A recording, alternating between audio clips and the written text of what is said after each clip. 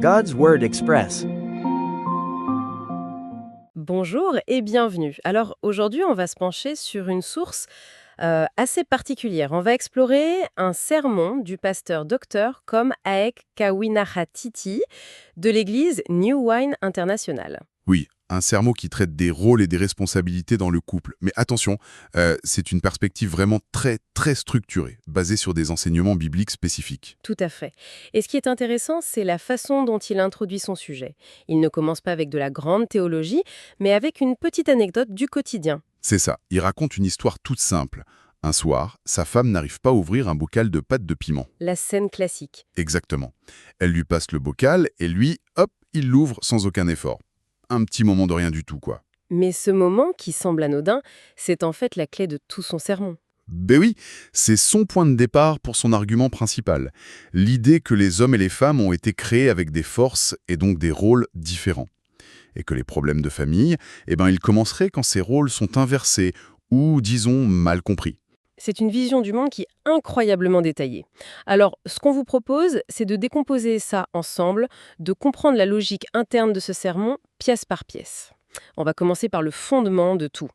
Le rôle de l'épouse en tant que soutien. Oui, le sermon commence avec ce concept en utilisant un terme taille qui est important. Kou opatam. Soutien, ça peut vouloir dire beaucoup de choses. Ça paraît assez classique, non ? À première vue, oui, mais le mot taille, il est plus profond. Kou, ça veut dire père, partenaire. D'accord. Upatam, c'est bien plus fort qu'un simple aide.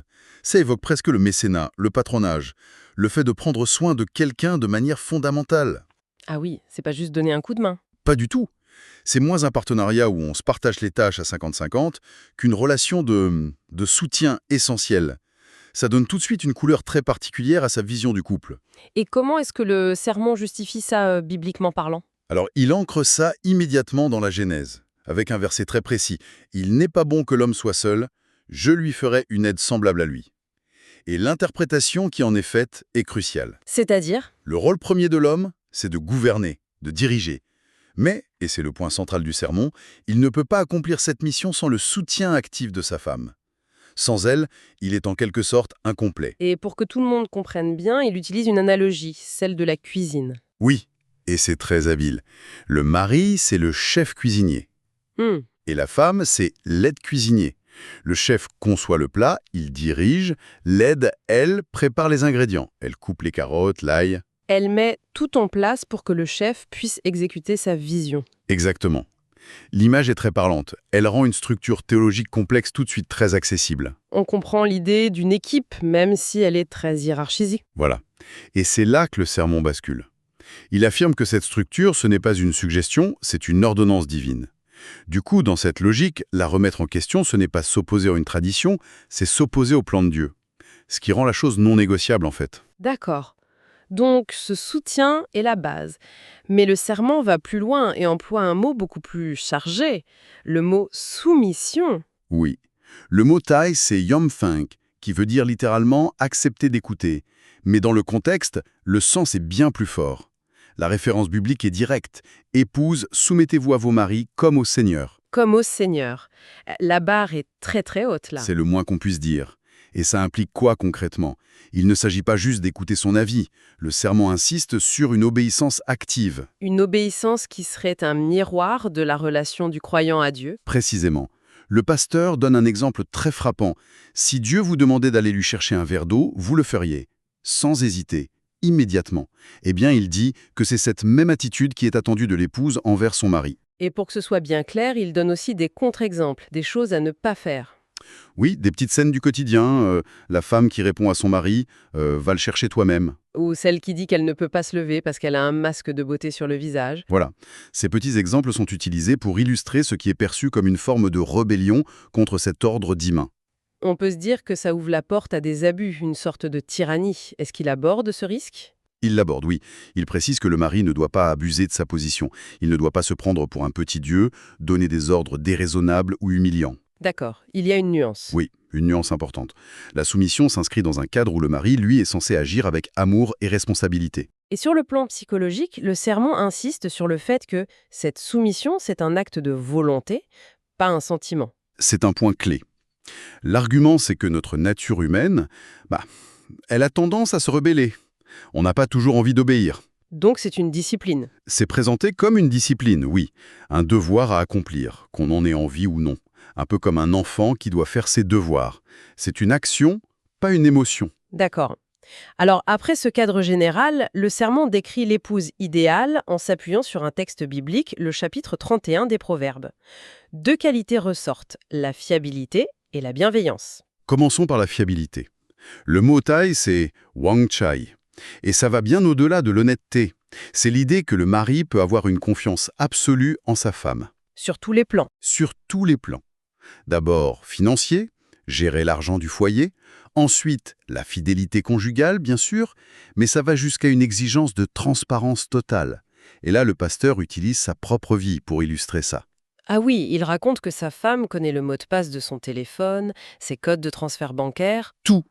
Pour lui, c'est la preuve ultime de cette confiance. Il n'a rien à cacher et il lui fait assez confiance pour ne pas qu'elle en abuse. Et si on relie ça à la vision d'ensemble, cette transparence, c'est la fondation sur laquelle le mari-chef peut s'appuyer. C'est exactement ça. Sans cette confiance, toute la structure s'écroule. Et le deuxième pilier, c'est la bienveillance, faire du bien à son mari. Là encore, le sermon est très concret. Très concret, oui. Pas de grandes déclarations. On parle de gestes du quotidien, lui apporter un verre d'eau, se souvenir de ses plats préférés. Ne pas le négliger en passant des heures sur les réseaux sociaux, c'est mentionné aussi. Oui, c'est une attention de tous les instants, et il a une image très, très forte pour critiquer l'inverse. Laquelle? Il parle de la femme qui est très pieuse, qui prie beaucoup, mais qui néglige les besoins de base de son mari. Un beau repas, des vêtements propres. Il la compare à une nonne à la maison. Ah oui, c'est assez caustique. Pour lui, elle échoue dans son rôle premier de soutien pratique. Ce n'est pas le comportement d'une bonne épouse, selon sa logique. On sent qu'on monte en intensité, on est parti d'un bocal de piment et on arrive à des injonctions très très fortes. Ce qui nous amène à la partie la plus dure du sermon, l'avertissement contre le manque de respect. C'est le point culminant de sa mise en garde, oui. Le manque de respect, ce n'est pas juste une mauvaise habitude, c'est décrit comme une blessure profonde. Et pour l'expliquer, il revient à la création. Comment ça? La femme a été créée à partir d'une côte d'Adam. Symboliquement, elle fait partie de son corps. Et il en tire une conclusion saisissante. Quand elle méprise son mari, ce n'est pas une blessure externe, comme une coupure, c'est une douleur interne. Il utilise des métaphores assez violentes. Incroyablement violente, oui. Il compare cette douleur à un os pourri ou même à un cancer qui ronge l'homme de l'intérieur. Un cancer, c'est une image d'une violence inouïe. On n'est plus dans la dispute de couple. C'est une pathologie qui détruit l'homme. Et quels sont les comportements qui, selon lui, provoquent ce cancer? Il en liste plusieurs. Rabaisser son mari, surtout si elle gagne plus d'argent que lui. Le dénigrer, en public ou en privé. Le refus de l'intimité physique est aussi cité. Et il y a aussi cette critique de la femme qui essaie de prendre le contrôle de manière subtile. La fameuse image du cou qui tourne la tête. C'est ça. Même si c'est fait avec douceur, le sermon y voit une manipulation, une usurpation du rôle des directions. Et la conséquence, elle est dévastatrice. Ce manque de respect détruit la motivation de l'homme. Il perd la force nécessaire pour être le pourvoyeur, le protecteur. C'est l'effondrement du système. Après ces avertissements très durs, est-ce qu'il y a une perspective positive? Comment se termine le sermon? Oui, heureusement. Il se conclut sur une promesse de bénédiction pour celles qui suivent ce modèle. Il utilise de grandes figures de la Bible, comme Ruth et Sarah. Qui sont présentés comme des modèles de loyauté et d'obéissance. Exactement. Et le message, c'est que, parce qu'elles ont respecté cet ordre, elles ont été grandement bénies. Leur histoire sert de preuve que le modèle fonctionne. Et ce message est ensuite projeté sur l'auditoire. Absolument. La promesse, c'est qu'une femme qui remplit son rôle peut être à l'origine d'une lignée exceptionnelle. Ses descendants, est-il suggéré, pourraient devenir des athlètes, des dirigeants. L'idée, c'est que la bénédiction de Dieu s'écoule à travers cette structure familiale ordonnée. C'est une promesse immense, mais il y a sûrement le revers de la médaille. Bien sûr. L'avertissement final, c'est que Dieu ne bénira pas une mauvaise épouse. Et cette absence de bénédiction, elle ne l'affecterait pas seulement elle. Elle se répercuterait sur les enfants. Sur les enfants et sur les générations futures. Les choix dans le couple ont des conséquences transgénérationnelles profondes, pour le meilleur ou pour le pire. Donc si on résume, on part d'une idée de soutien hiérarchisé pour arriver à un système complet où le respect de cette structure est la clé. De tout, en fait. C'est ça. Et il faut bien comprendre que cette structure, aussi rigide soit-elle, est présentée non pas comme une oppression, mais comme la recette divine pour la prospérité. Il conclut en disant « deux valent mieux qu'un ».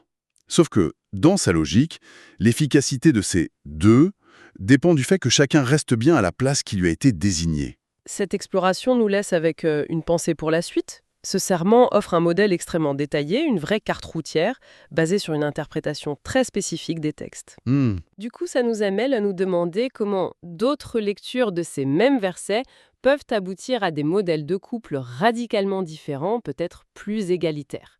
Et au-delà des structures, la question qui reste, c'est de savoir quels sont les principes universels. La confiance, le respect, le soutien, qui, eux, pourraient se retrouver dans n'importe quelle relation saine, quelle que soit la carte qu'on choisit de suivre.